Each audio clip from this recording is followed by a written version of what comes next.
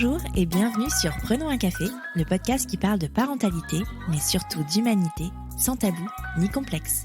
Je suis Élise Bulté et chaque mardi, je te propose des conversations avec des humains et des humaines concernés de près ou de loin par la parentalité. Nous échangeons sur des sujets importants de société, souvent éloignés des contes de fées, mais toujours criants d'actualité.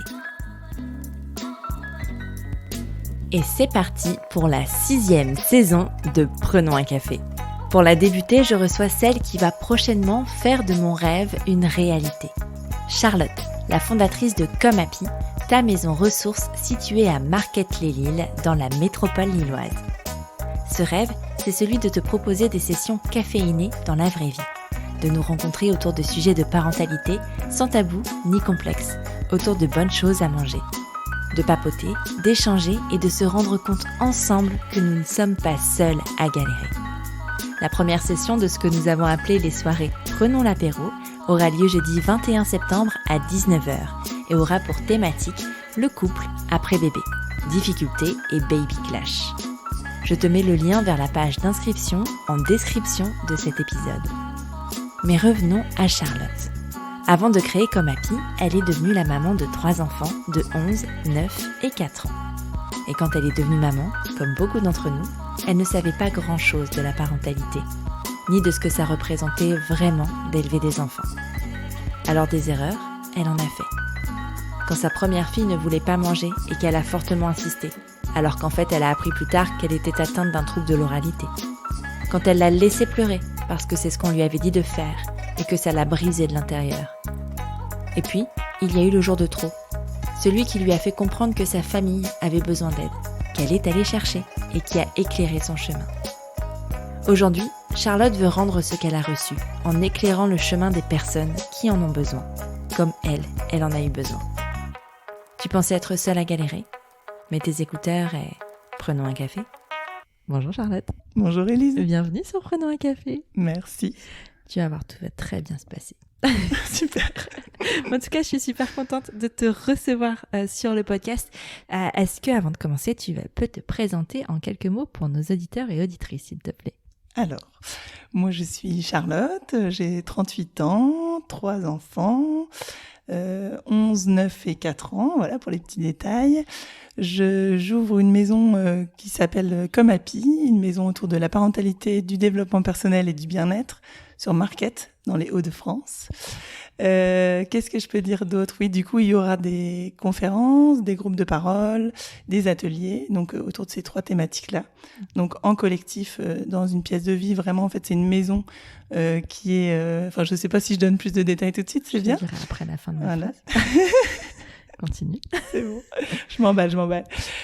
Donc du coup, l'objectif, c'est de recevoir les gens comme s'ils étaient chez eux, dans un salon et dans une salle à manger, en collectif. Et en fait, en haut, j'ai des bureaux pour des praticiens, pour des rencontres en individuel. Super. Tu sais que tu te rends compte que je t'ai demandé de te présenter et que tu m'as présenté Comme Happy. Oui, sans étonnement. Qui es-tu, Charlotte ? Alors moi, je suis qui ? Je suis Charlotte, voilà, je suis une maman, je suis une amoureuse. Ça fait 17 ans que je suis avec mon amoureux, voilà, qui s'appelle Julien.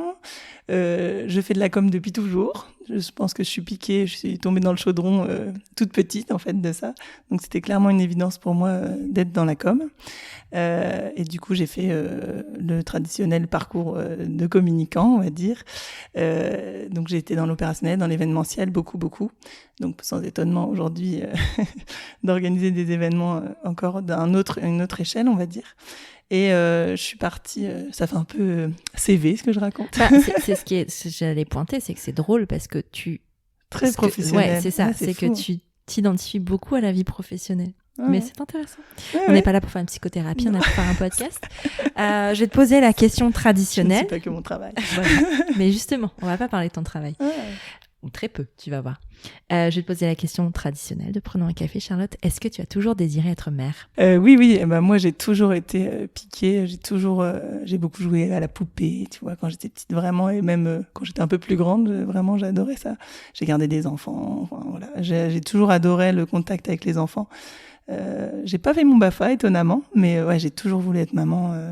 Et finalement, j'ai été maman à 27 ans pour la première fois, ce qui peut être plutôt jeune finalement. Enfin, souvent on me dit ça, mais bon, j'ai pas l'impression que c'est aussi jeune que ça, mais donc ouais, j'ai toujours voulu être maman. Mais justement, c'est marrant, tu me parles des enfants, mais est-ce que tu avais une idée de ce que ça voulait dire être mère avant de le devenir? Pour le coup, pas forcément. Je me rendais pas forcément compte de ça, tu vois. Oui, en gardant pas mal d'enfants, tu vois, je savais qu'il fallait faire le bain, les choses comme ça, tu vois, donner à manger, etc. Mais je pense qu'émotionnellement, je m'attendais pas forcément à ça. Parce qu'on n'apprend pas à devenir parent, n'est-ce pas? Non, on n'apprend pas, et clairement, et quand on pense à la maternité, avant d'avoir des enfants, on voit surtout les enfants.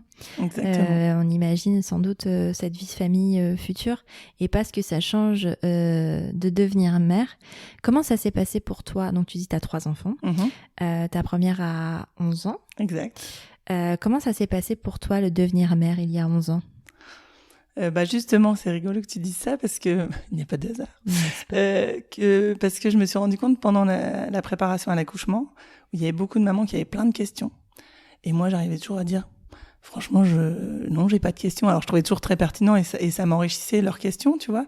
Mais j'avais pas forcément de questions, j'avais pas de vision, je savais pas à quoi ressemblait un accouchement. Dans l'idée, ça pouvait me faire un peu peur, donc voilà, mais j'avais l'impression que, d'ailleurs, c'est très rigolo parce que j'avais l'impression que t'allais crier, que t'allais transpirer à fond. Et quand j'ai accouché de mon Alice, j'ai juste dit « Ah bon ?» Bon, j'étais un peu shootée. Et je me souviens d'avoir dit « Ah bon, c'est pas comme dans les films ?» Donc c'était drôle, quoi. Et d'ailleurs, c'est pas forcément très bien passé l'accouchement, mais j'en retiens du positif, donc c'est assez drôle parce que des fois j'oublie les choses négatives. Mais non, mais en même temps, c'est un peu un instinct de survie d'oublier les choses négatives. Je pense qu'on n'aurait pas eu 3 sinon. Non, mais ouais, toi, t'avais une vision vraiment de la maternité. C'était comme dans les films, c'était vraiment ton référentiel, en tout cas sur l'accouchement. Et pas vraiment. Enfin, est-ce que tu avais autour de toi des amis, des copines ou de la famille qui devenaient mères en même temps que toi? En même temps, ouais. Ouais, on était quand même beaucoup à être enceinte en même temps. J'ai une copine qui a accouché 3 mois avant moi d'un bébé record de la maternité du Bois, pour ceux qui connaissent, qui sont lillois, à 5,110 kg quand même, par voie basse. Ça te faisait peur du coup? Carrément. Ouais. J'étais là, oh mon Dieu, 5,110 kg. Voilà. Ouais. Si elle m'écoute, Doro. mais du coup, non, après, je lâchais prise. Je suis pas du style à être stressée, vu que je connaissais pas. Je me suis dit, bon, ok, on verra bien. Et puis la prépa à l'accouchement, c'est aussi fait pour ça, tu vois. Donc, oui, mais c'est de la prépa. Et tu vois, c'est marrant. Je vais pousser. Hein. Je vais pousser. Vas-y, je vais pousser. Charlotte, tu me parles de prépa à l'accouchement, oui. Je te parle du devenir mère. Ça veut dire quoi pour toi le devenir mère? Aujourd'hui, avec mon recul. Ah oui, bah aujourd'hui, c'est aujourd'hui qu'on émotionnellement, échange. c'est ça qui est. Ouais, tu sais pas trop à quoi t'attendre. Clairement, t'arrives. Donc c'est plutôt l'émotionnel, et parce que en fait tu sais pas, t'as pas de référence en fait. Même si t'as vu des autres enfants, et en fait quand tu demandais les copines. On était tous avoir les premiers ensemble, tu vois. Donc finalement, on était tous dans on sait pas trop à quoi s'attendre, tu vois. Carrément. Et on n'en parlait pas forcément de notre projection. Est-ce que tu as 3 enfants. Est-ce que tu as toujours imaginé que tu aurais plusieurs enfants? Ouais, moi je voulais carrément 3 enfants. Tu voulais 3 enfants? Pourquoi? Ouais. Tu sais dire pourquoi? Très certainement pour refaire le schéma familial. Hein. Ouais. J'aimais bien les 3, je trouvais ça cool. T'as grandi dans une famille de 3? Ouais. J'étais la petite dernière. C'est vrai? La grande petite dernière. La petite dernière, ouais. Et c'est quelque chose qui était plaisant pour toi? C'est un bon souvenir? Ouais. J'aime bien, tu vois, j'aime bien la vie. Avant, je savais pas rester toute seule, par exemple. Ah oui? Tu vois, je pense que c'est aussi du fait que j'étais, une petite famille nombreuse. Ouais. Mais donc j'ai toujours trouvé ça cool qu'il y ait de la vie, et je me projetais carrément avec 3 enfants, sachant que mon homme est quand même enfant unique. Et la dernière fois, il me dit qui est-ce qui aurait pu me dire qu'un jour j'allais avoir 3 enfants? Enfin, c'est très drôle. Est-ce que tu as eu besoin de le convaincre? Pour Simon, pour mon petit dernier, j'ai ramé un peu. C'est pour ça qu'il a un petit écart d'âge. Bon, parce que déjà de mon parcours pro-perso à un moment, mais c'était pas le moment. En gros, à un moment quand j'ai dit j'aimerais bien. Et il m'a dit, ah non, attends, c'est pas possible. Et lui, il fallait qu'il accepte d'avoir potentiellement une 3e fille. C'était assez drôle. Et je lui ai dit, il faut qu'on ait un enfant. Et en fait, le jour où il m'a dit, c'est OK pour moi d'avoir un enfant, peu importe si c'est une fille ou un garçon. Donc, il n'y avait pas d'attente. Et ce qui était drôle, c'est que quand on a eu notre garçon, tout le monde dit, ah, enfin, un garçon. On dit, non, c'était tout aussi bien. Et même lui a dit, si ça avait été une 3e fille, ça aurait été OK. Mais les gens, qu'est-ce qu'ils projettent sur enfin le garçon, ok, oui. Enfin voilà. De toute façon, à partir du moment où tu deviens parent, t'es un peu dans le domaine public, donc. Oui, alors ça aussi, la pression sociale, je l'ai énormément ressentie. Par rapport à quoi ? Pour mon aîné. Ouais. Parce que j'ai une aînée qui galérait très fort à manger, c'était très compliqué, donc nous avons fait des choses que je regrette aujourd'hui, mais je travaillais là-dessus. Mais non, mais c'est important de le dire, tu vois, de parler des erreurs qu'on a faites. En fait, on lui a, tu sais, moi j'ai été élevée dans, il faut manger de tout, voilà. On avait le droit un petit peu à du ketchup et du pain, mais il fallait manger ton assiette. Tu finissais ton assiette aussi, j'ai été élevée comme ça. Et donc, que ma fille voulait manger que des pâtes et rien d'autre, certainement pas des fruits et des légumes, c'était insupportable pour moi. Donc, on a fait le truc traditionnel, traditionnel non, justement. On lui a ouvert la bouche, on lui a introduit des trucs dans la bouche quand même. Oui. Hein. Aujourd'hui, on sait qu'elle a des troubles de l'oralité. Alors, c'est pas du tout par rapport à ça. On le sait que c'est pas par rapport à ça, mais c'est sa spécificité aujourd'hui. Mais du coup, ce qui se comprend mieux, voilà. En gros, c'est assez quasiment 10 ans que j'ai pu mettre tout ce puzzle de compréhension de ça. Mais du coup, je m'en suis voulu. Jamais de ma vie, à mes deux autres, on aurait fait ça. Et puis voilà. Mais c'est tout. Voilà. Je travaille là-dessus. Mais tu connaissais pas aussi. Non, après, il y avait vraiment une pression pour moi. Et puis, attends, t'es devenue maman il y a 11 ans. Il y a 11 ans, on parlait pas autant de tout ça. Et pour faire un récap, est-ce que tu peux nous expliquer ce que c'est que un trouble de l'oralité ? Oui, c'est vrai, c'est bien vu. En fait, alors je suis pas experte dans le domaine, mais on a vu des orthophonistes, mais quand Alice était déjà grande, parce qu'on connaissait pas ce mot-là, et à l'époque, les orthophonistes n'étaient pas forcément toutes, d'ailleurs elles ne le sont pas encore toutes, formées à ça. En fait, c'est des choses qu'on veut beaucoup mettre à la bouche, ou soit justement on a des dégoûts de choses, d'aliments, de textures, on ne veut pas, on n'aime pas. Enfin voilà, ça peut être aussi par rapport au toucher, mais en tout cas, Alice, c'est vraiment tout ce qui est à portée de la bouche. D'ailleurs, on retravaille dessus là récemment parce qu'elle doit porter potentiellement un appareil dentaire. Et l'orthodontiste, lui a dit, il faut que tu me fasses confiance. Il faut que tu acceptes que je te touche la bouche. J'ai trouvé ça juste exceptionnel. Je sais plus, un jour, j'avais écouté un de tes podcasts où quelqu'un disait si tous les médecins pouvaient avoir des approches comme ça. Et j'ai trouvé ça exceptionnel. Et tout de suite, je me suis dit, tiens, on va retourner voir l'orthophoniste pour qu'elle accepte de mettre des trucs dans la bouche qui sont un peu des textures qu'elle aime pas, en fait. Et on a retravaillé là-dessus par rapport aux légumes, où elle a dit que ça l'a dégoûté, en fait, le mot dégoût, alors qu'elle ne connaissait pas les goûts des aliments. Donc voilà, c'est ça l'oralité. En tout cas, pour elle, c'est vraiment tout ce qui a rapport à la bouche. Et en fait, c'était un trouble, quoi. C'est pas elle, c'était pas un caprice. Exactement. C'était pas elle qui essayait de vous embêter. C'était vraiment une question de, en fait, elle fonctionne de cette façon-là, et c'est un trouble qui... je sais pas, je pense pas qu'il y ait une raison. Il y a juste des enfants qui naissent avec et d'autres pas. Ou alors aujourd'hui, j'ai un peu personnellement, et finalement j'en ai parlé aux médecins qui disent que ça peut être ça. Donc en fait, elle est née avec un double cordon autour du cou. Voilà. Après, elle a fait beaucoup de RGO, mais à l'époque, on parlait même pas de ce mot-là. Elle faisait des régurgitations, mais elle pleurait tout le temps. Elle avait vraiment mal. C'était quand même très complexe. Et du coup, je pense que tout ça, mis bout à bout, fait que, en effet, il y a ça. Et les RGO, très certainement. Et pour elle, c'est difficile de s'alimenter parce que l'alimentation est synonyme de douleur. Je pense clairement, c'est clairement, et vu qu'on n'en avait pas conscience avant, et c'est pour ça que, c'est vraiment des choses que je veux mettre en lumière aussi chez Comme Happy, tu vois, ce genre de choses-là où les gens savent pas. Et même des fois, les médecins vont pas forcément aller sur cette voie-là, parce que mon médecin, il m'a dit, oui, c'est vrai que là, quand vous me dites ça, ça peut être complètement lié, quoi. Mais tu vois, c'est pour ça que je dis, c'est intéressant de parler aussi des erreurs et de ce que t'en apprends. Parce que, tu n'as pas consciemment fait du mal à ton enfant tu savais pas. Et surtout, toi, tu as été élevé comme ça. Potentiellement, en fait, alors on ne sait pas, mais c'est peut-être un truc qui t'est arrivé aussi. Ou peut-être que, tu vois, il y a plein le rapport au corps, le rapport à l'alimentation, c'est un vrai délire, surtout quand t'es une femme. Et ça peut trigger et ça peut challenger énormément quand on devient parent.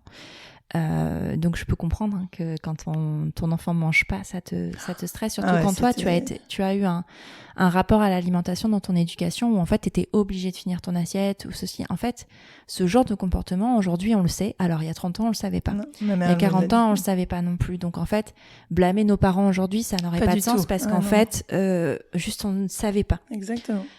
Mais aujourd'hui on sait qu'on ne doit pas forcer quelqu'un à manger s'il a pas faim. On ne doit pas le forcer à finir son assiette même s'il veut un dessert. Il y a vraiment des choses parce que sinon ça crée un rapport à l'alimentation qui n'est pas sain. Mais aujourd'hui on le sait. Avant on le savait pas. Ah, j'en ai reparlé avec ma maman et elle m'en avait dit, elle dit c'est vrai que je savais pas et elle dit maintenant on m'a appris que il faut connaître sa satiété. Personnellement, je ne connais pas ma satiété. Si j'ai une grosse assiette devant moi, je parle avec quelqu'un, je vais finir mon assiette. Quitte à en être vraiment pas bien après. C'est très rare. Et vu que je mange assez vite et si je parle en même temps. Voilà. Non, mais il y a un vrai sujet quand même. Ouais. Ah bah oui, mais parce qu'on n'a pas une éducation à l'alimentation qui est forcément saine. Et oui, non, enfin, t'as tellement été appris à ça qu'on s'écoute pas. Alors que les enfants, automatiquement, naissent comme ça. C'est-à-dire qu'un enfant qui va pas finir son biberon, soit c'est parce qu'il y a une douleur, un RGO, comme tu disais, mais juste s'il a plus faim, il a plus faim. Et les enfants savent. Et les enfants sont d'instinct, ils connaissent leur satiété. Mais en fait, c'est avec l'éducation et le fait de forcer à manger qu'on va justement transformer ça. Et que du coup, on va les éduquer à ne plus s'écouter. Mais pour plein de sujets. Hein. Mon Dieu, ce que j'allais dire. Le pleure pas, c'est bon, t'as pas mal. Mon Dieu. Mais pour tout, pour beaucoup de choses. Et aujourd'hui, je pense que, en tout cas, nos générations apprennent à plus écouter les enfants, ce qui peut trigger un petit peu les anciennes générations. Parce que c'est comme une remise en question de l'ordre établi. Mais en même temps, il faut aussi leur rappeler que eux aussi ont remis en question l'ordre établi. Ils n'ont pas fait exactement ce que leurs parents ont fait. Parce qu'ils avaient plus de choses, moins de choses que nous, mais plus de choses que leurs parents. Et c'est comme ça qu'on évolue aussi. Et c'est l'évolution humaine ne fonctionne que comme ça. Tellement. Et toutes les générations m'ont dit, mais ils sont cons ces jeunes, tu vois. Toutes les générations l'ont dit. Et aujourd'hui, on se retrouve à dire ça, nous aussi, on se dit, putain, pourquoi je dis ça? Mais juste, c'est parce que c'est un écart générationnel et que c'est normal. Exact. Tu vois. Tout à fait d'accord. Donc, parce que c'est marrant, hein, parce que tu me parles de ta maternité, mais il faut aller creuser un petit peu pour aller trouver les mots RGO, les mots troubles de l'oralité et tout ça. Comment tu le vis, toi, ça, en tant que maman et en tant que personne? Quel est des troubles de l'oralité? Bah ouais. Et c'est vrai que ça aussi, je me suis rendu compte que moi, ça me dérangeait parce que aussi, j'adore manger. Et du coup, je disais, non mais moi, j'adore la bonne bouffe, tu vois, je trouve ça toujours très convivial, etc. Et que du coup, mais aujourd'hui encore, avec les 3 là, c'est un truc de dingue parce que nos repas, c'est souvent le chaos. Alors je sais pas si c'est chez tout le monde comme ça. Il y a quand même beaucoup de gens, je pense, en ayant discuté avec les copines, mais vraiment, je leur dis, je sais pas pourquoi il y a ça. Mais nous, on doit avoir des attentes inconscientes sur les repas. Et du coup, tout de suite, tout le monde s'énerve. Enfin, c'est assez fou, quoi. Ouais, chez moi, c'est pas le chaos. Et c'est pas pour crâner. Attention. Non. Hein. Chez moi, c'est pas le chaos parce qu'on a un total lâcher prise sur le sujet. Dire qu'il y a des jours, elle va manger 3 assiettes et ça sera ok. Des jours, elle va pas toucher son assiette et ça sera ok. Moi, j'ai eu beaucoup de mal à travailler sur le petit déjeuner parce que des fois, le matin, elle a pas faim et la laisser partir à l'école sans qu'elle ait mangé. Moi, ça me trigger un peu. Mais en même temps, elle a pas faim. Tu vois? Et ça demande, c'est pas facile. Ça demande beaucoup de travail quand même d'en arriver là, selon les éducations à l'alimentation qu'on a pu recevoir. Mais chez moi, c'est jamais le chaos. Parce qu'en fait, on a 0 attente. Je pense qu'on n'a plus d'attente de nourriture, parce que pareil, hein, maintenant, mon petit dernier, tu manges pas, ok, mais tu restes à table. Ça, c'est notre volonté de convivialité, tu vois. Mais c'est ok qu'il mange pas. Enfin voilà, vraiment, il y a lâcher prise là-dessus. C'est plus cette convivialité. Et que ils se chamaillent. Après, c'est des enfants, tu vois, mais le jour de la rentrée, par exemple, c'était un sacré chaos. Vraiment. Mais, question, pourquoi c'est important que tes enfants ils restent à table, même s'ils ont fini de manger? Très bonne question, je mets un joker, j'en sais rien. Non, parce que vraiment, c'est un truc... je sais plus où j'étais il y a pas longtemps. Et c'était une des règles. Et nous, c'est pas une de nos règles. Et en fait, je crois que j'y ai jamais pensé. C'est-à-dire que si... Mais vraiment, j'avais jamais conscientisé ça. C'est-à-dire que nous, si elle a fini de manger, elle peut sortir de table, mais même, elle le demande pas et c'est ok. Mais parce qu'en fait, moi, je sors de table régulièrement, par exemple. Enfin, j'ai des problèmes avec les bruits de bouche. Donc, c'est compliqué pour moi Enfin, quand je mange, je les entends pas, donc ça va. Mais si, par exemple, moi, je prends rarement un dessert. Et si eux prennent un dessert, en fait, j'entends tout. Et donc, je m'en vais. Ah ouais. Et je prends pas le dessert avec eux. Et au début, j'avais l'impression de les trahir ou de les abandonner, tout ça. Et en fait, juste je m'écoute parce qu'en fait, c'est insupportable pour moi. Et plutôt que de leur mettre ça sur le dos et de les stresser, juste je m'en vais. Donc en fait, le fait de sortir de table, c'est pas un sujet pour nous. C'est-à-dire qu'en fait, Alice, même la mienne pour le coup, si elle a fini de manger, elle va faire sa vie. Et nous, on reste à table. Et puis, en fait, c'est cool, ça nous fait un moment tous les deux. Et on est bien, tu vois. Mais pourquoi c'est si important que ça dans beaucoup de familles françaises. Oui, c'est dû à l'éducation, je pense aussi. Ouais. De rester à table même quand on a fini. Et par contre, on n'est pas. Alors quand ils ont fini, tu vois, ils débarrassent. Et ça, c'est un truc qu'on a instauré pour le coup, que chacun débarrasse son assiette. Mais nous, si on n'a pas vraiment fini, c'est bon. Mais c'est vrai qu'on a envie. Je pense que c'est plus de la part de la convivialité, tu vois, d'avoir un moment tous les 5. Ouais. Mais c'était une bonne question, je vais creuser. Non, parce qu'il y a plein de moments de convivialité, tu vois. Moi, par exemple, mon mec me dit beaucoup autour de l'alimentation. Moi, j'adore papoter à table. Enfin, genre, mais je parle tout le temps, donc forcément. Mais, et ma fille parle tout le temps aussi. J'adore papoter à table et mon mec, il a du mal avec ça parce qu'il dit, mais en fait, regarde, elle mâche pas bien, ou elle avale pas bien, ou elle va... Et je suis mais oui, mais c'est le seul moment où on peut vraiment parler. C'est trop bien. Et en fait, vraiment, on a des mini-conflits avec ça, de dire, tu vois, chacun son truc. Hein. Vraiment, moi, le truc à table, je m'en fous, mais alors, sortir de table, je m'en fous, mais autre chose, oui. Et de dire, mais en fait, pour moi, c'est important d'échanger à ce moment-là, parce que je suis persuadée, et c'est sans doute que moi, ou il y a peut-être d'autres gens, mais c'est pas une vérité universelle, hein, que les moments d'échange à table, c'est quelque chose de chouette. C'est là où tu crées du lien. Ouais, c'est là où voilà, on se raconte nos journées, tout ça, et c'est un moment où on est ensemble. Mais donc moi, du coup, pareil, je parle à ce moment-là et tout, donc, et il me dit mais laisse-la manger, mais en fait elle parle tout le temps aussi, donc en fait en soi pas besoin de lui poser de questions pour qu'elle parle. Mais et vraiment c'est ça qui nous trigger. Pourquoi? Moi j'ai été de réfléchir pourquoi, parce que comme on se dispute beaucoup, je me dis il y a un truc, c'est pas inné, c'est voilà, donc il y a un truc. Pourquoi? Parce qu'un jour j'ai lu dans le livre de Michel ou de Barack Obama, un des deux, je ne sais plus, que le moment du repas le soir, c'est le moment où ils échangeaient et que c'était le moment où, en fait, vraiment, il y avait un truc qui se passait. Et c'était leur meilleur souvenir. Et moi, j'avais envie, et j'ai toujours envie, que ce soit les meilleurs souvenirs de ma fille, en fait. Et j'ai envie que ce soit mes meilleurs souvenirs. Est-ce que j'ai raison ? J'en sais rien. Peut-être pas. Hein. Peut-être qu'en vrai, on devrait tous manger en silence pour mieux digérer, pour pas avoir mal au ventre et pas être ballonné. Probablement. Mais aujourd'hui, moi, ce qui compte, c'est pas tellement qu'on soit ballonné ou pas, c'est avoir ces bons souvenirs. Tu vois, moi, c'est ça. Et finalement, eux, ils sont pas forcément conditionnés à vouloir parler de leur journée. Parce qu'en plus, tu leur dis, par contre, tu parles, tu manges, donc voilà. Tu vois, il y a cette ambivalence. Oh là là. C'est adulte. Et oui, c'est vraiment, mais je suis d'accord, c'est ce moment d'échange, mais sauf que, si t'as pas envie de parler, tu parles pas. Non. Mais nous, on a un autre moment où on passe un truc sympa. D'ailleurs, on est quel jour aujourd'hui? On est vendredi. Et le vendredi soir, chez nous, normalement, on sort pas le vendredi soir pour avoir ce moment apéro avec nos enfants, où on rigole en disant, on a un bâton de parole et tout le monde doit écouter la personne qui parle, ce qui est quand même assez complexe quand on est 5, mais voilà, pour avoir le total, et puis on dit soit un truc cool dans notre journée, soit qu'est-ce qui s'est passé dans la semaine, ou voilà, et on discute vraiment, et ça c'est un moment d'échange des fois les copines elles disent allez lâchez, viens le vendredi soir, non. C'est important pour votre équilibre familial, mais c'est trop chouette, tu vois, de mettre ce genre de choses en place et d'avoir, mais en même temps ce que ça dit, ce qu'on dit, c'est que en fait les conventions sociales et tout ce qu'on nous a inculqué, en vrai on s'en fiche un peu. C'est à nous de créer nos règles, en fait. Ouais, tout à fait. Tu vois, toi, tu crées tes règles du vendredi soir. Moi, c'est la papote de à peu près tout le temps. Parce que je réfléchis si on a un temps de discussion, mais en fait, c'est à peu près du lever au coucher. Donc oui, on en a. Mais enfin, tu vois, de lâcher prise sur certaines choses, et peut-être qu'en fait, si il y a un élément de blocage, et c'est peut-être que ça fonctionne pas pour tout le monde. Exactement. Ça peut être intéressant d'aller voir justement quels sont les ajustements qu'on peut avoir, si peut-être le moment du repas est en chaos, d'essayer de comprendre pourquoi. Peut-être que chacun n'a pas tous le même fonctionnement. Peut-être que y a des enfants qui vont bouger plus, et pour qui être à table c'est compliqué. Non, mais c'est vrai. Mais je souris parce que mon Adèle, elle ne sait pas rester à table. Mais parce que c'est compliqué, mais c'est compliqué physiquement.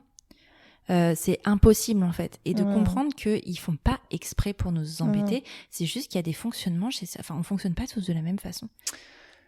Exactement. Et des fois, il y a des intolérances. Même nous, en tant que parents, on est intolérants. Ah non, mais complètement. Mais bien sûr, attends. Et on fait tous des erreurs. Hein. Ouais. Non, mais Adèle, du coup, on lui dit... À un moment, on avait acheté un petit siège... comment on appelle ça? Un petit truc de yoga. Enfin, pas de yoga, de pilates, de préemption. Un coussin de préemption. Donc ça fonctionnait un temps, parce qu'elle avait tellement envie de bouger tout le temps. À un moment, des fois, on lui dit... Tu peux être debout, parce qu'on a... Dans la cuisine, on a un grand plan de travail. Mais par contre, tu manges au-dessus de la table. Ouais. Oui, pour pas en foutre partout. Il y a Voilà, un moment, on est dans l'idée. Bon, on a un super aspirateur parce que mais franchement, avec c'est chiant. on a un chien aussi qui fait aspirateur. Nous, on est total cliché. Hein. On a le Labrador. Écoute, mais si vous êtes heureux dans le cliché, Oh pourquoi oui, c'est pas. très bien. Bah voilà, en fait, en vrai, on s'en fiche, enfin, tu vois. Mais c'est marrant ce besoin de se justifier, tu vois, genre, oh, on est dans le cliché, ah, on est ceci, ah, on est cela. Bah en fait, on s'en fout, t'es heureuse, bah cool. Ah bah ouais, carrément. Tu vois. Bon, parce qu'on a passé beaucoup de temps sur les repas, mais ça peut être assez intéressant. Enfin, moi, je trouve ça intéressant. Ça me questionne, du coup, c'est bien. Écoute, je pose des graines, moi. Donc, on en était à... vous avez une première fille. À quel moment vous décidez d'avoir un deuxième enfant? Est-ce que chez toi, ça vient vite? Ouais. Parce que pareil, dans le schéma familial, on est 3, du coup, comme je disais, et on a 2 ans d'écart chacun. Et moi, je trouvais ça cool. Ouais. Et du coup, rapidement, en fait, ça vient hyper naturellement aussi. Sauf qu'on a une première qui émotionnellement, je pense qu'elle n'est pas forcément prête pour être sœur, ou en tout cas, c'était costaud. Donc on a rigolé en disant, il y a des copains qui ont dit, et vous en avez fait une deuxième, vous êtes fort, mais qui est pas du tout pareil, bien entendu. Et non, ça se fait naturellement, et elles ont 2 ans, un tout petit peu plus, 2 ans et 3 mois d'écart, tu vois. Et ça se passe comment alors? Parce que tu dis ta première, elle était pas prête à être sœur, ça veut dire quoi? Je sais pas si elle était pas prête à être sœur, mais il y avait émotionnellement, elle faisait alors à l'époque, on disait des caprices, pas nous, mais en tout cas, je te disais la fameuse pression sociale. Ouais. On nous a dit, il faut la laisser pleurer et tout. Donc nous, on a tout entendu, on a tout essayé, bien entendu. Ouais. La laisser pleurer, par exemple. On a, en tout cas, nous deux, au moins une fois, pendant 2 heures, à hurler comme si tu l'égorgeais, sauf qu'elle était derrière la porte. Autant te dire que ça te marque, vraiment, vraiment, vraiment. Donc non, maintenant, avec Simon, tu vois, par exemple, parce que c'est lui qui est le plus petit, tu vois, il pleure, ok, il y a quoi, qu'est-ce que c'est, qu'est-ce qui se passe? T'as appris. C'est fou. Ouais. Malheureusement, désolée Alice pour le coup, mais voilà, on apprend clairement. Et mais il faut remettre vraiment les choses dans leur contexte. Il y a 10 ans, on n'en parlait pas. C'est pas la même chose. Pas du tout. Donc, t'as fait du mieux que t'as pu au moment où t'avais les informations. Enfin, exactement, ouais. Non, mais du coup, c'est intéressant parce que justement, dans le cheminement, tu vois, c'est ça. Et du coup, plus écouter, s'il y a des pleurs, qu'est-ce qui se passe derrière, en fait? Et ça, c'est un besoin, il y a un truc qui va pas, voilà. Et donc, Alice, émotionnellement, c'était des grosses crises de colère. Donc, on a été voir une psychologue très vite. Parce que, en fait, on lui disait que si elle s'habillait pas, par exemple, ça aussi, on apprend, qu'elle allait aller en pyjama à l'école. Voilà, donc elle avait dit, ok, alors en fait, si je suis en pyjama, je vais aller à l'école en pyjama, mais si je suis toute nue, ils vont pas m'emmener toute nue à l'école. Donc elle se foutait toute nue, elle se mettait, toute nue.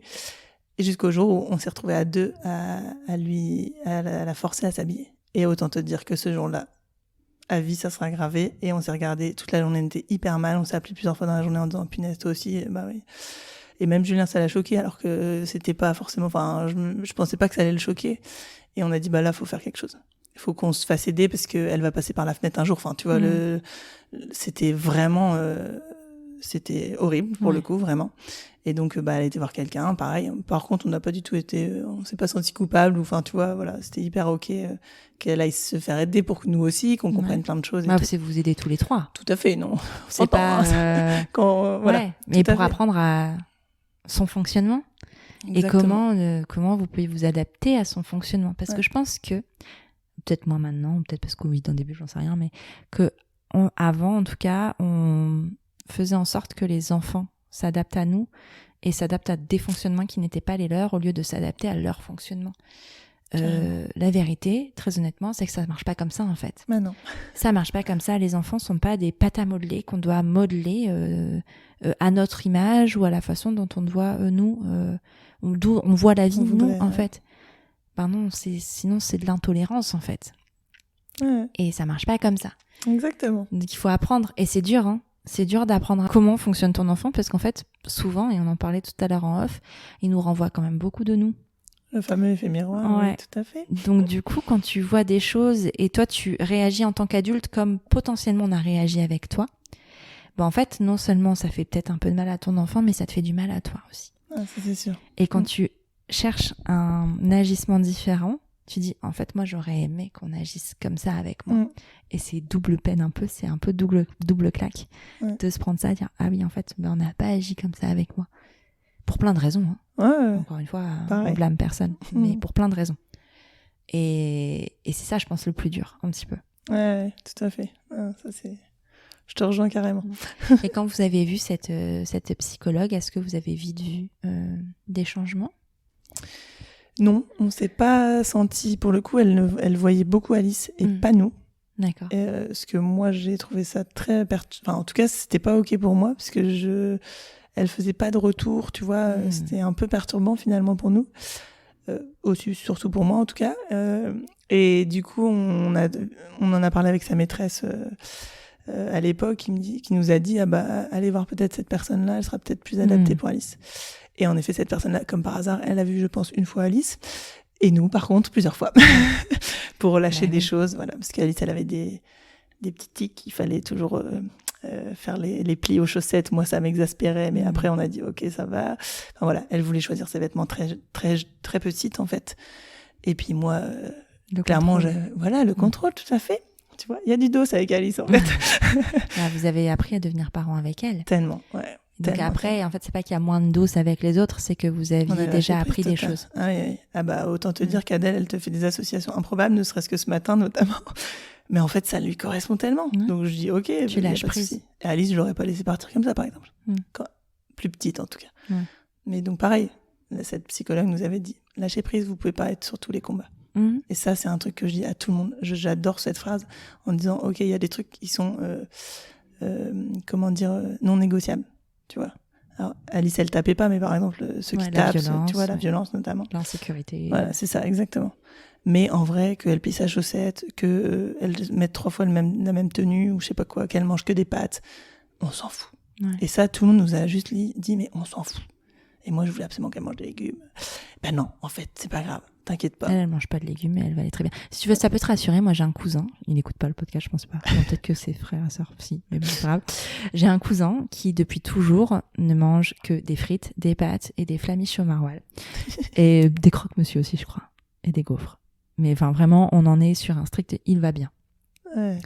Et à l'époque, je pense qu'on parlait pas de troubles de l'oralité, mais ça y ressemble clairement parce que c'est vraiment du dégoût. C'est tous des trucs blancs en plus. Ouais, c'est que des trucs blancs. Je crois qu'à un moment, quand il était petit, il mangeait de la purée de carottes. C'est son frère, je sais pas. En tout cas, les deux, ils sont un peu chelous comme ça. Mais je les adore. Hein.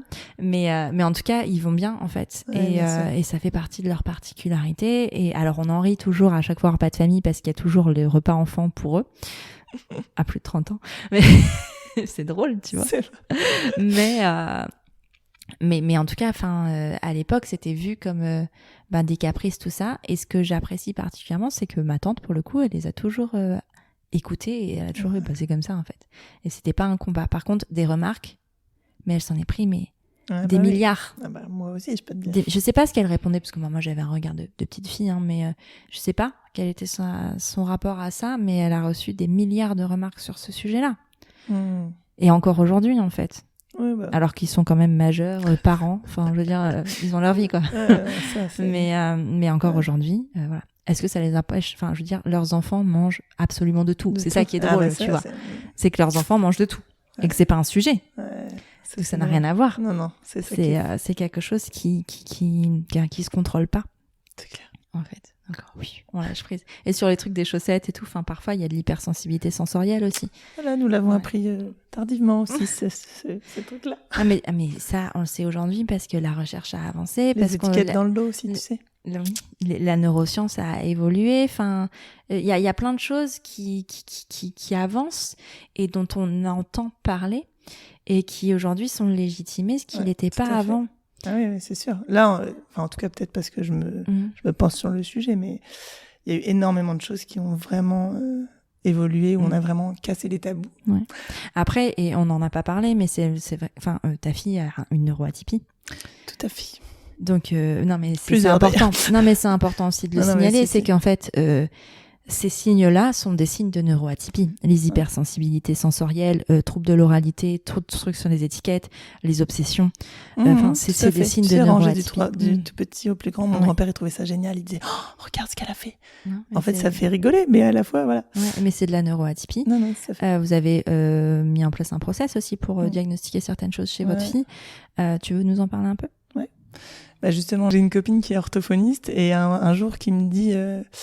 mais sinon, tu trouves pas qu'Alice, elle fait des phrases hyper construites si petites? Nous, c'était notre première, hein, comme on dit, on était devenus parents. Moi, je compare jamais les enfants. Je trouve toujours, pour le coup, que c'est vraiment... déjà, je compare pas les adultes, donc je compare encore moins les enfants. Et parce qu'il y en a qui savent marcher, il y en a qui développent le langage, enfin voilà, bref.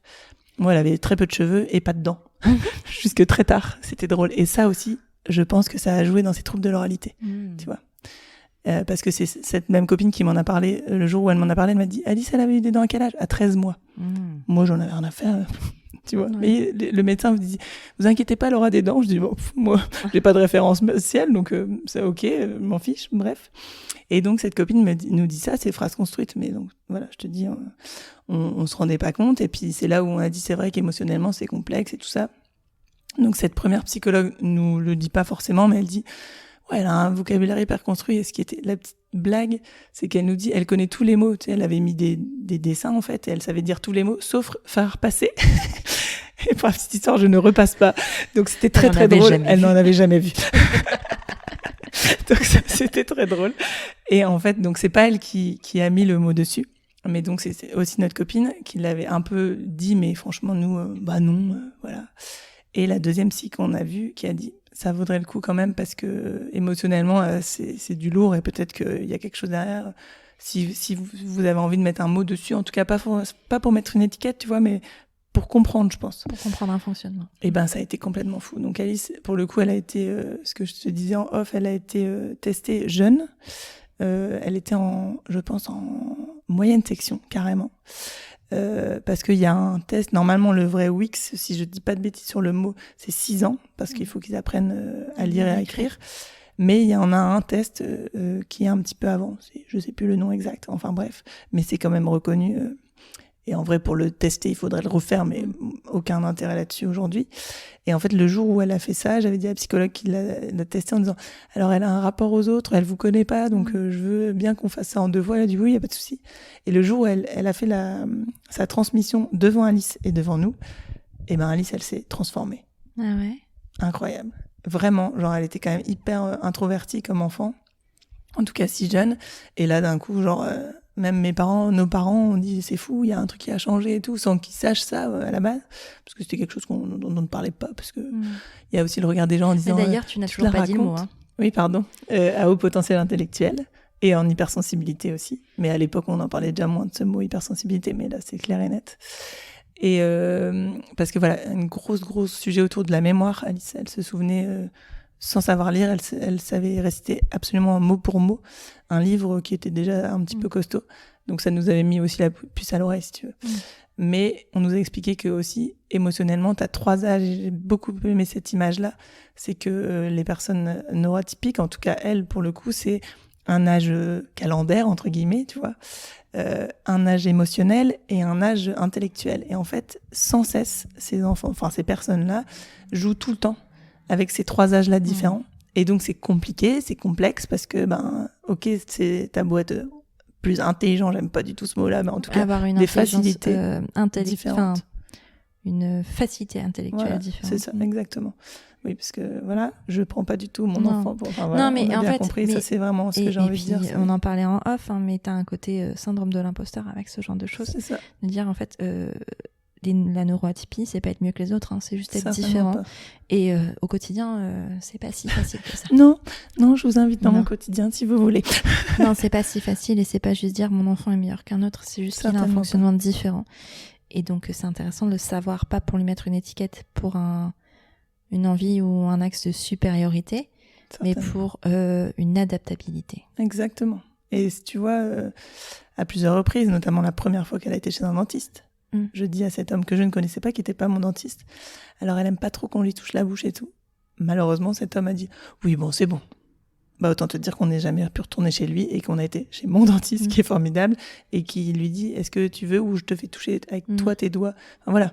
Et en fait, pareil avec Adèle, notre deuxième, qui a dû aller à l'hôpital l'année dernière parce qu'elle s'était coincé le doigt dans la porte. C'était sympathique. Et en fait, on arrive aux urgences et le gars, il lui dit « Bon, tu vas voir des éléphants, puis ça va être sympa, tu vas rigoler. » Autant te dire que mon Adèle, du haut de ses 8 ans, elle l'a regardé, genre, j'ai pas du tout envie de perdre le contrôle. Elle lui a juste dit, j'ai pas envie de voir des éléphants, j'ai pas envie de rigoler, genre, j'ai hyper mal, alors tu me fais pas rire. Et je lui ai dit, oui, il faut expliquer les choses, genre, dites-lui vraiment ce que vous allez faire, en fait. Et heureusement, c'est une autre personne. Parce qu'en fait, elle a fait une crise de panique, elle a voulu se barrer. Bon, ça aussi, c'est une autre histoire, mais... Vous allez voir des éléphants, un enfant, en plus, il prend les choses telles quelles, genre des éléphants, des vrais éléphants. Genre, il y a la savane qui va débarquer devant chez... Enfin, ça n'a pas de sens de dire ça à un enfant.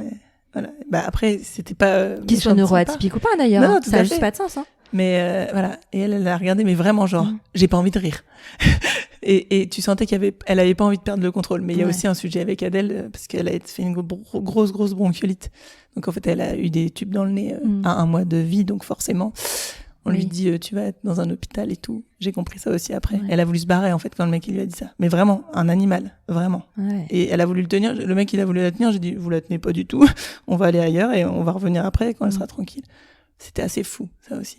Ouais. Comme quoi, on va pas dire, mais on se souvient. Ouais. Ah bah oui, complètement. Il y a des empreintes émotionnelles assez fortes. Bien sûr. Et puis vraiment, vouloir mettre tous les enfants dans la même case en disant les enfants fonctionnent comme ça, non, en fait. Neuroatypie ou pas neuroatypie, tous les enfants sont différents. Et on apprend à être parents de nos enfants. Oh oui, c'est déjà pas mal.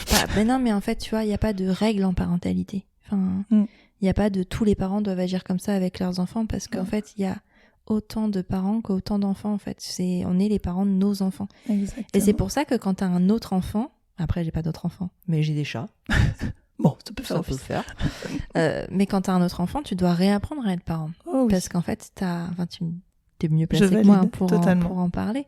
C'est que tu deviens parent d'un autre enfant. Alors certes, il y a déjà des choses que tu as apprises parce que c'est moins nouveau, c'est pas voilà, mais tu deviens parent d'un autre enfant et qui souvent absolument pas la même personnalité. Mais parce que t'es pas la même personne que ton voisin ou que même ton frère ou ta sœur en fait. Enfin toi, tout à fait. C'est pareil. C'est assez fou d'ailleurs. Et des fois tu te dis punaise, ça marche avec elle et là ça marche pas. Ah bah non, tellement.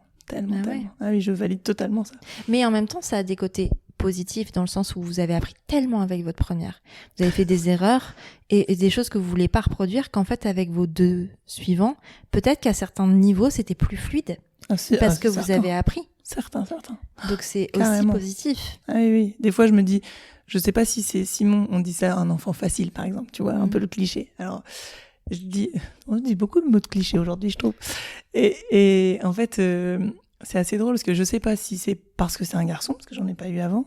Est-ce que c'est parce que c'est un 3e ou est-ce qu'en effet c'est parce qu'on a tellement appris aussi. Et puis voilà, moi j'ai beaucoup travaillé sur moi depuis pas mal d'années aussi, donc il y a des choses où tu te dis ça c'est un effet miroir, blablabla. Mais j'ai l'impression que c'est vachement plus fluide. Alors bien sûr il fait tout comme les autres enfants. Bon lui il tape, par contre lui je connaissais pas ça, tu vois. Tu vois, il est pas pareil. Non, pas du tout. Et du coup on s'adapte, tu vois, lui il va aller bouder par exemple, il va aller se cacher pour bouder, c'est assez drôle alors, enfin drôle. Mais du coup on va le prendre en considération, on va aller le chercher, ou est-ce que tu veux rester tout seul, enfin voilà.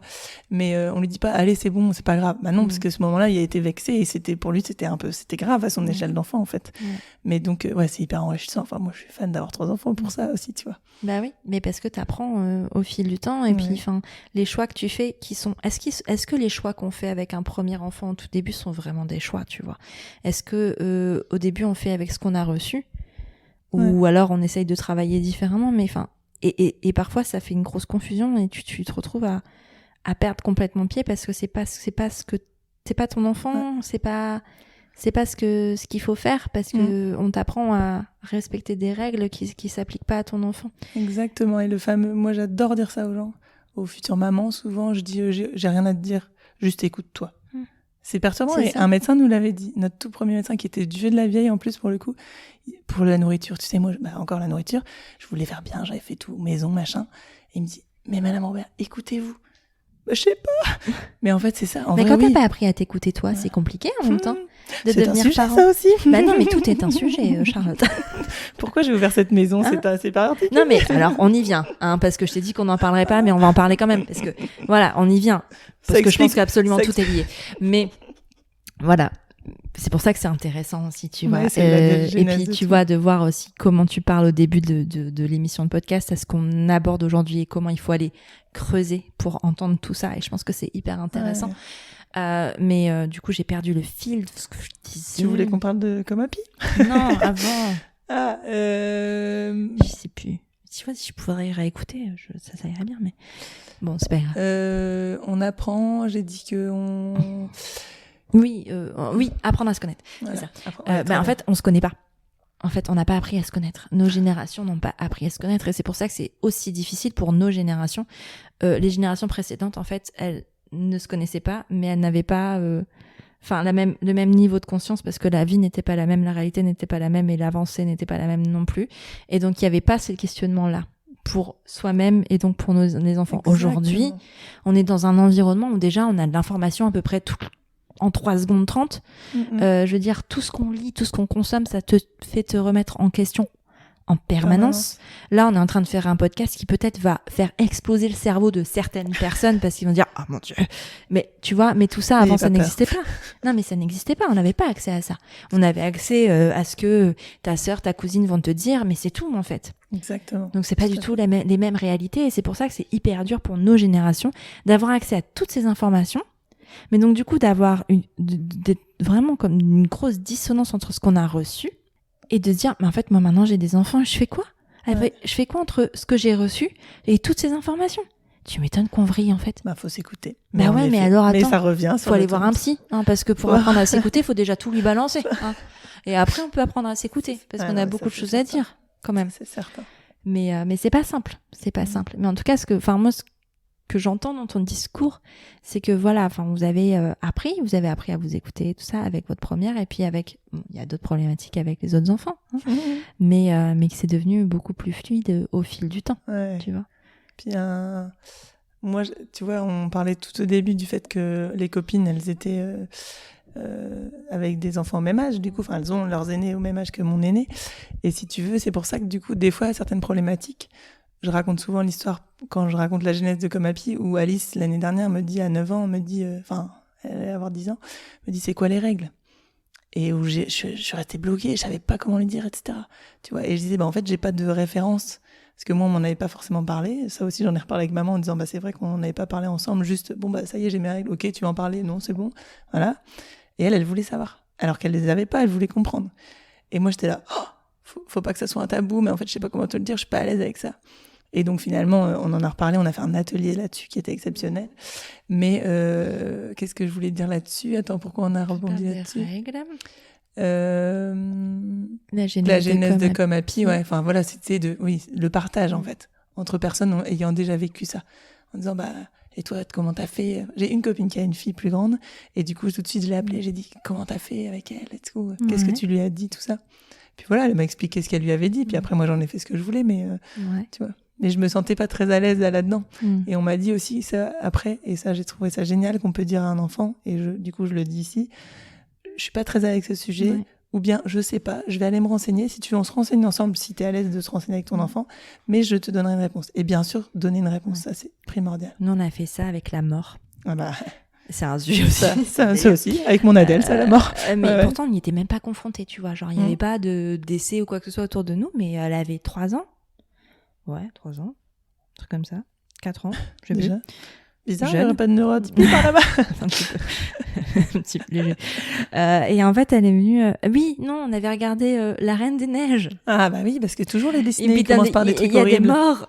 Et en fait, elle nous demandait, mais ça veut dire quoi être mort du coup ? C'était ça, c'est devenu de là. La Reine des Neiges. Et les parents meurent. Voilà, on vous laissera pas la chanson, on vous fera plaisir. On peut, hein, oui. Et donc du coup, elle voulait savoir, ça veut dire quoi la mort ? Et en fait, moi, je me suis retrouvée, mais là, comme un rond de flanc, mais sèche. Je m'étais dit, je m'étais même jamais posé la question. Et puis je me dis, le jour où on sera confrontés, on aura l'occasion. Mais elle m'a appris une belle leçon ce jour-là, parce que je me suis retrouvée là comme ça, à rien pouvoir dire. Et je lui dis, j'ai eu le réveil, mais écoute, je sais pas comment te l'expliquer. Moi, je sais ce que c'est dans ma tête et j'arrive à le comprendre dans ma tête, mais j'arrive pas à l'expliquer.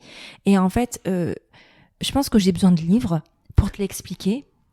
J'adore le support livre, je trouve ça extraordinaire. Et je vais chercher des livres, et puis une fois que j'aurai trouvé, on pourra en parler. J'ai eu la même et juste, elle me dit, ok, puis elle est partie faire autre chose. Bah oui, en fait. Juste, j'avais pas répondu à sa question. Non, mais... Je n'avais pas donné de réponse, mais je l'avais prise en considération. Exactement. Et j'avais entendu ce qu'elle me disait, et donc du coup, et alors qu'est-ce que ce moment-là a donné comme leçon ? C'est-à-dire que en fait, on n'a pas toujours les réponses. Mais qu'on peut aller les chercher et se renseigner pour les donner. Ouais. Et en fait, je suis allée chercher des livres, je suis allée au furet voir un petit peu tout ce qui se faisait. J'ai pris des choses qui correspondait pas Il y mal. avait un avec une Alice aussi. Oui, c'est celui-là. Alors au début, pour expliquer aux auditeurs, aux auditrices, c'est le livre qui s'appelle La mort dans la collection Mes petits pourquoi aux éditions de Milan. Ce livre, on en a parlé avec Céline aussi. Ouais. Ce livre, il est très factuel. Exactement. Et donc ça peut être un peu choquant. Aussi. Oui, mais selon le rapport que tu as avec la mort au début, moi quand j'ai ouvert la page, c'était le grand-père de Alice qui est mort, et moi je suis là, mon Dieu, mon père. Oui, c'est vrai. C'est vrai qu'il est assez. Parce que la petite fille avait le même prénom, et puis et tu dis ah, ok. Et donc je l'ai feuilleté, et au début je me suis dit je sais pas trop. Et en fait je l'ai pris, et ça a été le meilleur livre. J'en avais pris un peu plus poétique de Agnès Le Digue. Qui est très très beau, qui raconte la mort d'un petit garçon qui a une leucémie, mais un petit peu, c'est romancé, c'est un album, c'est très joli. Je sais plus le titre, mais je vous le partagerai si vous me le demandez sur Instagram, il y a pas de problème. Et en fait, ce livre-là, il raconte une histoire, et c'est intéressant. Et puis j'avais envie qu'elle voie que tout le monde pouvait mourir, même si c'est un peu horrible. C'est pas que les vieilles personnes. C'est une réalité. Et donc j'ai acheté ce livre, et puis on l'a lu, et en fait juste ça l'a pas choquée, parce qu'à 4 ans, elle avait besoin de faits. Elle a besoin de quelque chose de factuel, et elle m'a appris vraiment une grande leçon ce jour-là, de dire mais en fait t'as pas toujours la réponse, mais il faut aller la chercher ailleurs. Et il y a pas de question de tabou, tu vois. Pour le coup, moi les règles, on l'aborde depuis qu'elle est tu vois, mais je pense que moi j'étais pas à l'aise avec le sujet. Non, mais et pourtant j'ai pas été éduquée au sujet plus que je suis une fille de ma génération, juste clairement. Un peu pareil. Mais je sais pas pourquoi. Si, c'est parce que moi j'ai commencé à m'éduquer sur le sujet, c'est ça, et à comprendre mes cycles menstruels, moi, déjà moi. Je comprenais pas pourquoi je pétais des câbles avant mes règles, donc donc je suis allée me renseigner moi, et c'est là que j'ai expliqué, parce que je trouvais que pour l'harmonie familiale, expliquer ce que c'était le SPM et pourquoi maman elle était devenue un peu tarée une semaine avant ses règles, et d'expliquer en fait ce que c'était. Mais donc pour expliquer ça, il faut expliquer les règles. Et puis tu sais, les enfants quand ils sont tout petits, ils viennent aux toilettes avec toi. Oui. Alors moi, oui. Tu vois. Désolée, mais vu que moi je mettais des tampons, n'est-ce pas, j'avais pas du tout envie qu'ils voient ça. C'est ça. Mais je comprends. Mais en même temps, moi, je m'étais toujours dit, avec une approche différente, mais après, je suis devenue mère 10 ans après toi, presque quasiment, peut-être pas 10 ans en fait. Ça fait bader ce que tu dis. Non, pas du tout. Non, je suis devenue mère à un moment où en fait, je pense qu'il y a une génération de mères qui se sont dit, ça suffit de plus parler.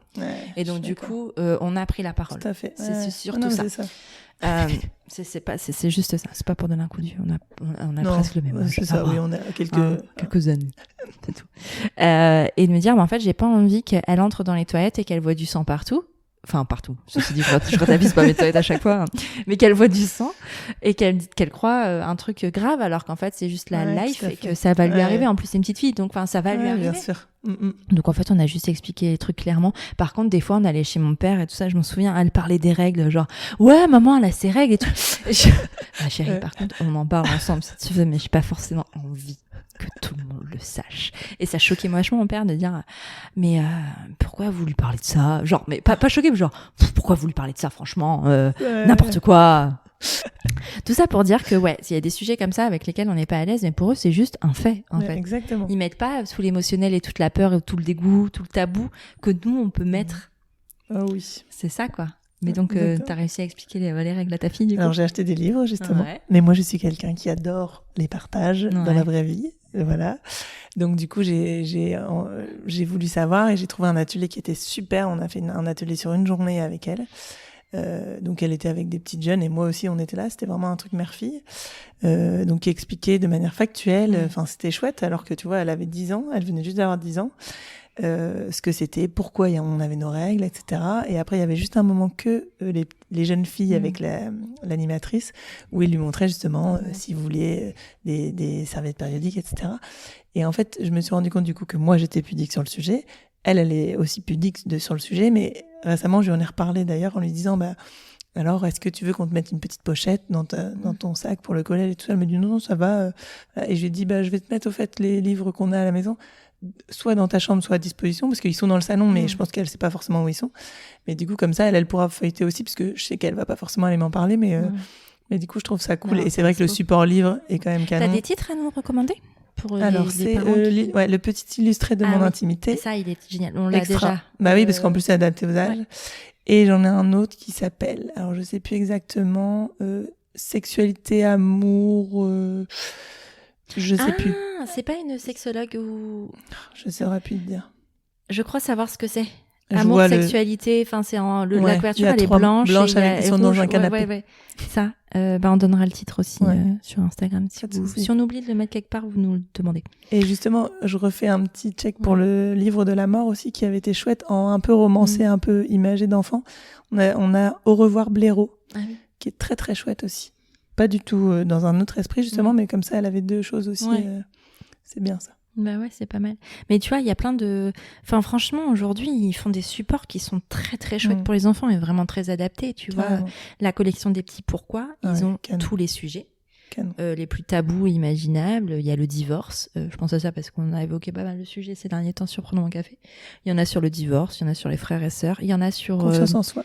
Et sur l'hypersensibilité, sur le haut potentiel intellectuel, il y en a aussi. Oui, c'est vrai. On l'avait pris une fois. Il y a vraiment plein de sujets. Il y a les frères et sœurs pour accueillir quand tu accueilles un frère ou une sœur. Enfin, je sais parce que Alice, à chaque fois quand on lit un truc, elle veut lire tous les titres. Oui, derrière. Ah, moi ça je l'ai. Ah, je l'ai déjà lu. Oui, bah, du coup, au bout d'un moment, tu les retiens les trucs. Et il y en a vraiment sur tous les sujets et ils sont hyper bien faits. Ils sont faits avec des pédiatres. Et vraiment c'est une collection que je recommande si vous avez un sujet comme ça que vous savez pas, enfin qui est difficile pour vous à aborder. Il y a ces supports là qui sont très chouettes. On les trouve facilement en librairie. Vous pouvez les commander aussi. Enfin, franchement, ils sont très accessibles et c'est aux éditions Milan. Voilà, cet épisode n'est pas sponsorisé par les éditions Milan, mais en tout cas, c'est super. T'aurais pas travaillé dans les livres, toi, par exemple? Alors, dans l'édition. Non, mais bah, tu vois, oui, bah, c'est sûr que. Mais je pense pas que ce soit ma formation qui me. Ou peut-être que si, peut-être que ma formation en littérature de jeunesse aide à ça. Mais la littérature de jeunesse, c'est extraordinaire. En fait, c'est pour faire le lien entre nos cerveaux d'adultes et leur cerveau d'enfant. J'ai une anecdote encore là-dessus. Vas-y.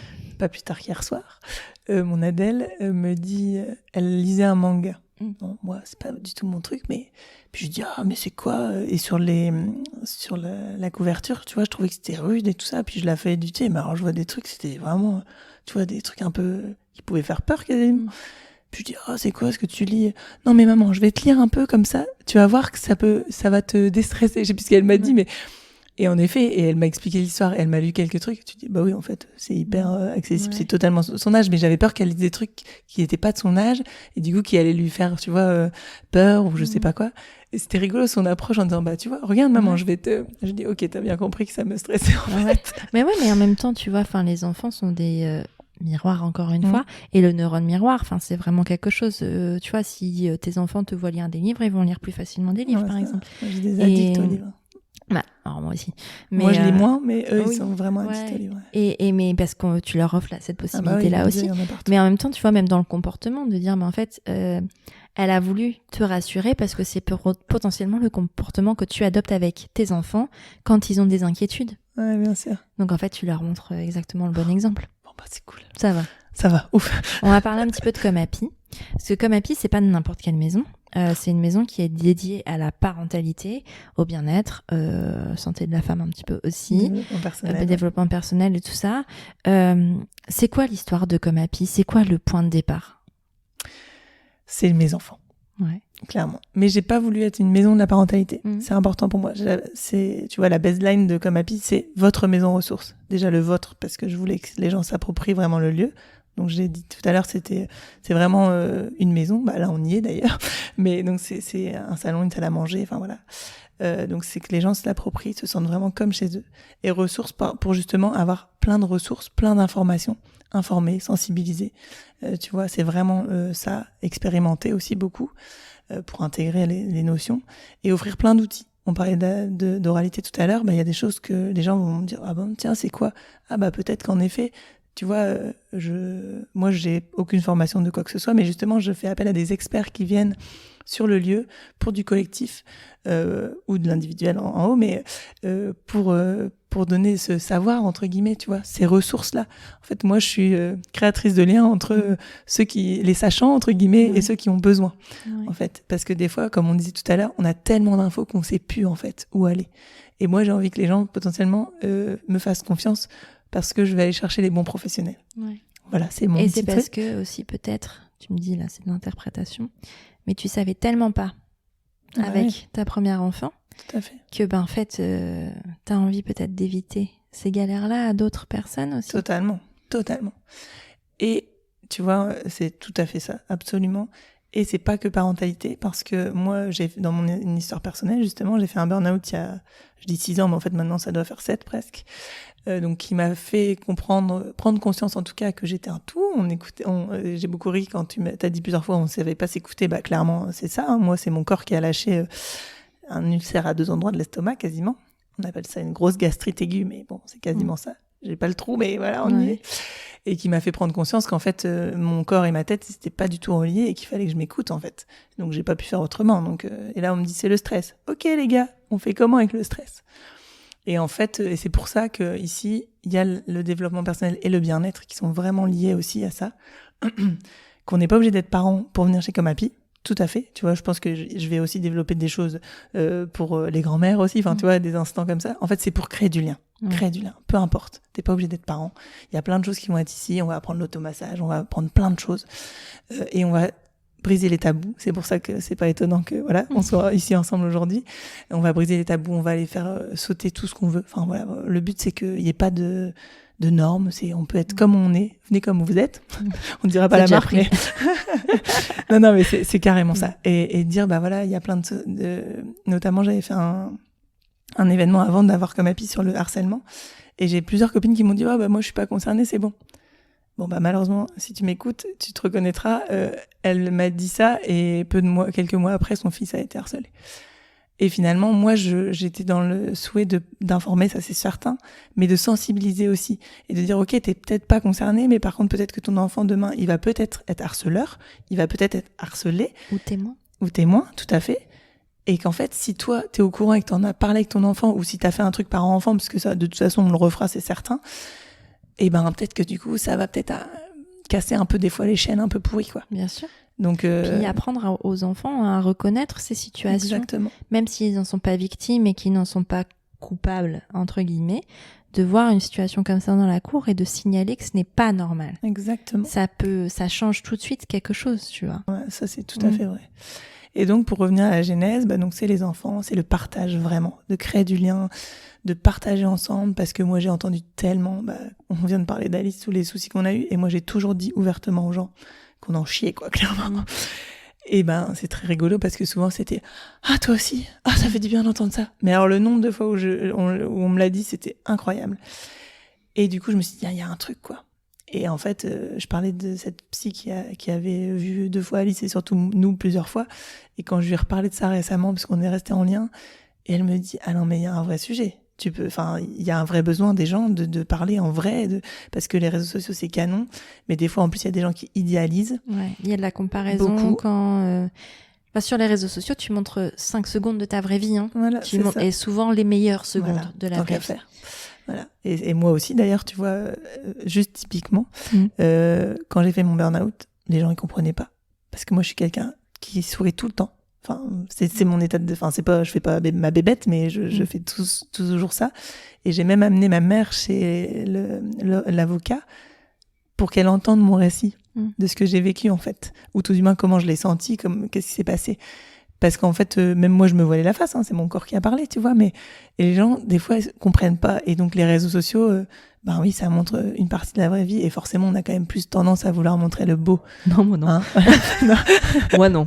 Mais c'est particulier. On m'a déjà dit d'ailleurs une fois, et d'ailleurs, ça m'avait perturbé de dire, quand je parlais que du négatif. C'est faux en plus. Je parle pas que du négatif, mais je pense que c'est important d'en parler. Ouais, c'est important de ça. C'est important de montrer que, en fait, je pense qu'on est quand même une grosse majorité à avoir des moments pourris. Enfin, genre, tout le monde vit des moments pourris, et de savoir que c'est pareil ailleurs, et que t'as pas une meilleure vie parce que t'as 8000 abonnés sur Instagram, je trouve que c'est intéressant comme concept, tu vois. Carrément d'accord. Tellement. Et donc, du coup, voilà. Donc, revenir à lire des livres, c'est super chouette et tout. Mais de dire, il y a des vrais gens en face de moi qui vivent la même chose. Qu'est-ce que ça fait du bien. Et dire, il y a des outils pour s'en sortir, ou regarde ça. On parlait des témoignages. Juste dire, il y a quelqu'un qui a vécu ça. Et derrière, c'est ce que toi tu fais toujours dans des podcasts. Dire, regarde, ils se sont sortis comme ça, ou c'était cette phase d'optimiste. Tu vois, happy, le comme happy, c'est dire, voilà, il y a de la joie, il y a de l'optimisme quand même derrière, en fait. Même si on va évoquer des gros sujets, hein, il y aura le deuil, voilà, notamment, tu vois, et le deuil dans toutes les sphères qu'on puisse imaginer. ça sera pas fun, c'est certain, mais en tout cas, juste de dire que le professionnel qui sera là, déjà, il sera encadrant, il sera bienveillant, et bien sûr, ici, c'est 100% bienveillance à fond, non-jugement, etc.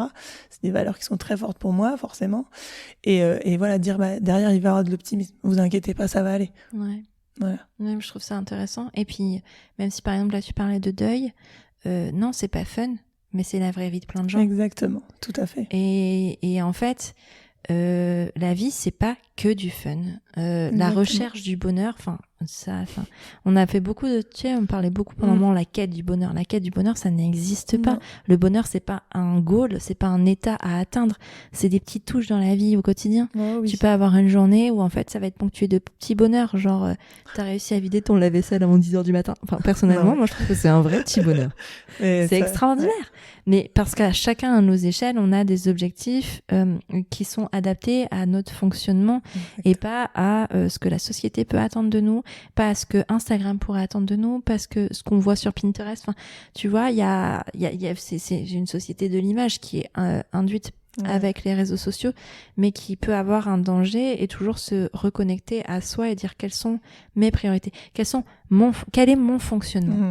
Une fois que j'ai compris mon fonctionnement, comment je peux adapter? Exactement. Quelles sont mes limites? Peut-être que mes limites sont plus restreintes que les limites du voisin, mais c'est sa vie. De toute façon, je peux essayer d'avoir la vie du voisin. Si mon fonctionnement à moi n'est pas comme ça, je n'aurai jamais la vie du voisin et je vais être tout le temps malheureuse parce qu'en fait, je n'arriverai jamais à atteindre un objectif qui est juste inatteignable pour moi. Exactement. Et on en parlait juste avant et c'est vrai que ça, c'est un sujet sur lequel moi, je suis très au fait actuellement parce que la neuroatypie est quelque chose qui, j'ai envie de dire, presque est entré dans ma vie récemment, alors qu'en fait, ça fait juste 34 ans, mais je crois que j'ai ouvert les yeux sur ça, de comprendre. Et en fait, juste pendant 34 ans, j'ai lutté pour avoir la vie du voisin et pour être comme le voisin. Sauf qu'en fait, j'étais constamment en échec parce que c'est pas ma vie à moi et que c'est pas mes limites et que moi, en fait, je peux pas achever autant que le voisin. Mais qu'en fait, ce que je fais déjà à mon échelle, c'est déjà extraordinaire. C'est mon extraordinarité à moi. Et qu'aujourd'hui, moi, je sais ça, mais peut-être que demain, vous, ça va être de prendre une douche. Ouais. Moi, ça m'arrive aussi que ce soit prendre une douche un moment extraordinaire, en fait. Et je pense que c'est le cas de tout le monde. Ouais. Que même les plus famous ou les plus successful, des gens ont aussi des moments où, en fait, leur goal dans la journée, c'est de prendre une douche. C'est clair. Non, mais c'est vrai. ça, c'est... Et en fait, je pense que plus on va en parler, plus on va le dire, plus ça va être ancré et plus ça va lâcher la grappe, en fait, et arrêtons de nous mettre la pression, quoi. Et de se comparer. Et en tout cas, c'est ce que j'entends dans toute ton histoire et c'est drôle parce que de la façon dont ça a commencé, ou après c'est normal, de la façon dont tu l'as commencé et comment on est entré petit à petit dans, tu sais, creuser un petit peu, d'aller plus loin, comprendre. En fait, je pense que c'est un vrai gros résumé de la vraie vie, en fait. Ça, c'est sûr. De ce qu'on pensait, de comment c'était, de je vais mettre des barrières et je vais mettre des trucs. Ah, on fait tomber les masques, en fait. Et aujourd'hui, la vraie vie, c'est ça. Tellement. Et ce qui te donne une mission de vie particulière avec Comme Happy. C'est ça. Exactement. Et si on en parle aujourd'hui, parce qu'on parle de témoignages, on parle de nos points communs, mais on va quand même faire un petit peu d'autopromo, Charlotte. Ah ouais, alors soyons fous. Il y a quelque temps, tu m'as contactée parce que tu voulais organiser des événements chez Comme Happy. C'est ça. Et ça tombait plutôt bien parce que moi, de mon côté, c'est même la raison d'être de Prenons un café, j'ai envie d'exporter ça dans la vraie vie, de permettre cet échange parce que là c'est génial, nous on parle entre nous, ça éveille beaucoup de choses chez les auditeurs et les auditrices, ça leur change beaucoup de choses dans la vie et je le sais. Il y a certains épisodes qui peuvent vraiment agir comme un coup de projecteur sur des choses qu'on pouvait pas voir avant et c'est un peu la magie du podcast. Maintenant j'ai envie, moi, et c'est une envie depuis très longtemps, de pouvoir avoir ces coups de projecteur là dans la vraie vie, de pouvoir rencontrer des gens dans la vraie vie, de dire en fait on est pareil, on a des points communs et en fait c'est génial. En fait j'ai tellement moi vécu grâce à Prenons un café c'est génial, je viens de rencontrer quelqu'un qui fonctionne toi comme aussi. moi. Et toi et aussi, le toi aussi, le moi aussi, j'en parlais avec je sais plus qui sur la capsule d'été. Le moi aussi a un gros pouvoir, c'est le MeToo, hein. C'est parce que je voulais pas utiliser le MeToo parce que le hashtag MeToo a une signification propre et il est extraordinaire et la force de ce MeToo Enfin, je veux dire, parce que quelqu'un un jour a dit moi aussi j'ai été agressée sexuellement, ça a donné la parole à plein de femmes et ça a changé des choses. Exactement. Alors, certes, il y a encore plein de progrès à faire sur les violences sexuelles et autres chez les femmes, mais il n'empêche que ça a fait avancer. Et en fait, à nos échelles, le moi aussi, le MeToo, en fait, il a sa place. Moi aussi, en tant que parent, j'ai galéré. Moi aussi, mon cerveau fonctionne différemment. Moi aussi, mon enfant veut pas dormir. Moi aussi, je vais me séparer de mon mec ou de ma meuf. Moi aussi, je vis quelque chose. Et en fait, ça a une force qu'on sous-estime beaucoup. Et j'ai envie de, moi, retrouver cette force dans la vraie vie, comme toi. Voilà. Et donc, tu m'as donné l'opportunité d'animer des Prenons l'apéro, parce que c'est en soirée, dans la vraie vie, chez Comme Happy, tous les 3e jeudis du mois. Donc, le principe de ces Prenons l'apéro vont être très similaires à ce que je fais sur Prenons un café, c'est-à-dire qu'il y aura un ou une invitée, voire 2, voire 3, que sais-je, en fonction. On aura un sujet spécifique à traiter avec un témoignage un peu à la Prenons un café, donc avec le même genre d'échange, c'est-à-dire que oui, je vais cuisiner aussi les gens dans la vraie vie, à la différence que ce ne sera pas enregistré, et ce sera en public, donc avec une douzaine de personnes maximum, les places seront limitées pour pouvoir échanger et pour pouvoir retrouver ce moi aussi. Et pour pouvoir poser les questions, parce que je suis quasiment sûre que quand vous écoutez un épisode de podcast, en tout cas moi c'est mon cas, quand j'écoute parfois, je suis là, ah mais moi j'ai envie de lui demander ça, et t'es là en train de trépigner en disant purée, l'animatrice, est-ce qu'elle elle va poser la question, puis elle la pose pas parce qu'en fait elle est pas vous, et qu'elle a pas la même la même expérience en tout cas, et elle a pas rebondi de la même façon. Et purée, qu'est-ce que c'est frustrant. Et je sais que ça m'arrive aussi parce que je reçois des fois des messages genre, ah j'aurais aimé que tu demandes ça, ah mince, sorry, désolé. Et en fait là vous pourrez poser les questions. En fait, juste de pouvoir rebondir vous et d'avoir un petit peu ce rôle que moi j'ai aussi, de poser les questions à des invités qui ont vécu les mêmes choses que vous, et pourquoi pas poser les questions à vos pairs en fait, pairs PAIRS, qui seront dans la salle, et pourquoi pas rencontrer des personnes qui vivent les mêmes choses que vous et puis vous ouvrir. Je parle comme mon enfant. Vous ouvrir à des belles relations, à des belles amitiés, enfin plein de choses. Et donc l'idée c'est de pouvoir créer du lien et pouvoir échanger entre nous. Donc c'est Prenons l'apéro au lieu, je disais, tous les 3e jeudis du mois, donc avec un talk d'1 heure, 1 heure et demie. Et après ça, pourquoi ça s'appelle Prenons l'apéro? Parce qu'on prend vraiment l'apéro. L'idée c'est de vous offrir en plus de ce talk et de ce moment d'échange, encore plus de convivialité autour de la bonne food. Tu le disais, t'adores manger. Moi aussi. Je pense que c'est quelque chose d'indispensable pour la convivialité, de goûter des bonnes choses. Et donc, du coup, on s'associera en partenariat à chaque fois avec des restaurateurs ou des traiteurs lillois pour vous régaler. Pour vraiment vous régaler, faire découvrir des bonnes saveurs. Ce sera pas le paquet de curly. Oh non. Non, ce sera vraiment des bonnes choses et vous pouvez découvrir des nouvelles saveurs. Et c'est important. Pourquoi c'est important? Parce que je pense qu'en tant que parent, on oublie un petit peu de penser à soi parfois et on ne trouve pas forcément l'occasion de sortir. Et là, l'idée, c'est que pourquoi c'est en soirée? C'est pour justement vous inciter à sortir de chez vous et aller à la rencontre de personnes, même si vous les connaissez pas, parce que je sais à quel point c'est difficile, je l'ai vécu. Moi, j'ai vécu la naissance, ma maternité, ma matrescence seule. Je connaissais très peu de gens à Lille et en fait ça m'a vachement manqué, et je sais que je suis pas la seule à vivre ça. Donc en fait c'est l'occasion de venir rencontrer des personnes qui ont les mêmes envies que vous. Et parce que c'est toujours un peu dur de dire je vais rencontrer des nouvelles personnes, mais bon, enfin on va pas se comprendre. Là, les personnes vont vous comprendre. Et donc, vous allez pouvoir partager un bon repas, un petit verre avec ou sans alcool. L'alcool est à consommer avec modération, attention à la santé, dangereux, blablabla. Je suis obligée de le dire, je suis désolée. Mais en même temps, c'est vrai. Et on fait un épisode bientôt sur ce sujet-là, d'ailleurs. Donc voilà, ça va être génial. Ça sera donc de 19h à 22h. La prochaine édition, la première édition en tout cas, est le jeudi 21 septembre à 19h. Et on va parler du couple après les enfants, un vrai sujet, avec Agathe, la cofondatrice de Holy Mama, qui a déjà témoigné dans l'épisode 96 de Prenons un café. On avait parlé de ses enfants très rapprochés. Agathe a eu un premier fils et puis 2 autres fils 15 mois plus tard, puisqu'elle a eu des jumeaux, et elle a vécu un postpartum qui était très compliqué et un gros baby clash avec son amoureux, son mari, qu'ils ont réussi à résoudre, c'est quoi le mot, surmonter avec plein d'astuces. Donc elle va nous raconter son histoire de couple avec un peu de chance. Alors aujourd'hui, quand on enregistre, On sait c'est pas le cas. Avec un peu de chance, son mari sera là et on pourra avoir les deux versions. Donc ça pourrait être chouette. Bon, pour l'instant, c'est Agathe et c'est déjà extrêmement bien. Mais en tout cas, sachez que ce soit chez Comme Happy ou sur Prenons un café, il y aura le discours du mari. D'abord. Non, mais c'est vrai en plus. Mais en tout cas, j'espère très fort qu'il sera là. Et voilà, donc pour prendre votre place, je vais mettre le lien dans la description de l'épisode, donc vous pouvez vous inscrire via ce lien. Il y a déjà des places qui sont parties, donc dépêchez-vous d'organiser votre emploi du temps pour être là à cette soirée-là si vous voulez en profiter, parce que ça va être super génial. Ça c'est sûr. Et voilà, les places sont limitées, donc ne tardez pas trop. Bookez un babysitter ou prévenez votre conjoint, votre conjointe, parce que ce sera votre soirée et ça va être super cool. Et je te remercie vraiment, Charlotte, de me donner cette opportunité parce que je suis très contente en plus d'organiser ça ici avec toi.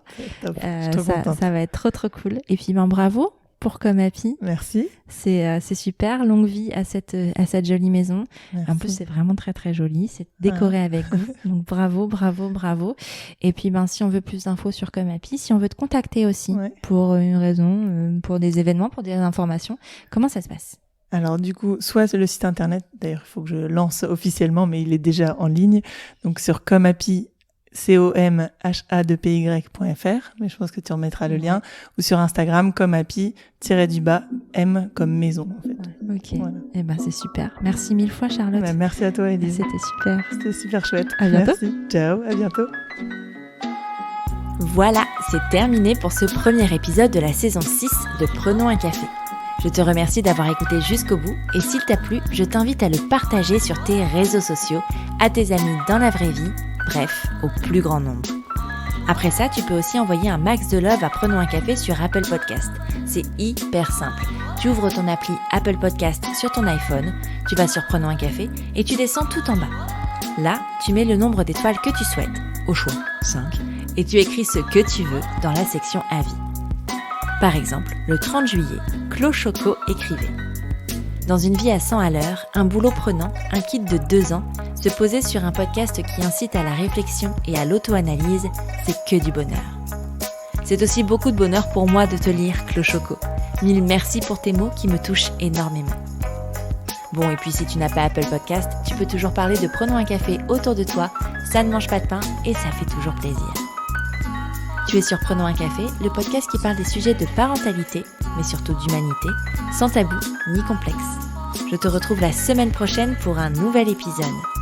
Abonne-toi à Prenons un café sur ton appli de podcast préféré pour ne rien manquer. D'ici là, prends bien soin de toi. Autour d'un café.